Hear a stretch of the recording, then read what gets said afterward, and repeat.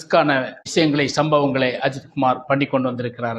அதே மாதிரி தான் இந்த மாதிரி விஷயங்கள்ல கார் ரேஸ்லயும் பைக் ரேஸ்லயும் அவரு ரிஸ்க் எடுத்து சில விஷயங்களை செயல்பட்டு கொண்டிருக்கிறார். அந்த ரிஸ்க்ல இப்போது மீண்டும் அவருக்கு ஒரு விபத்து ஏற்பட்டிருக்கிறது. அந்த விபத்துக்குள்ளால அஜித்துக்கு எந்த விதமான காயம் இல்லை. உண்மையாகவே ஒரு நல்ல ஒரு விதமாக அவரு தப்பித்துக் கொண்டிருக்கிறார். இப்பேற்பட்ட ஒரு விபத்து நமக்கு நிறைய விஷயங்களுக்கு சில பாடங்களை கற்றுக் கொடுக்கும். அவர் எப்படி இருந்தாலும் கார் ரேஸை விட போறதில்லை.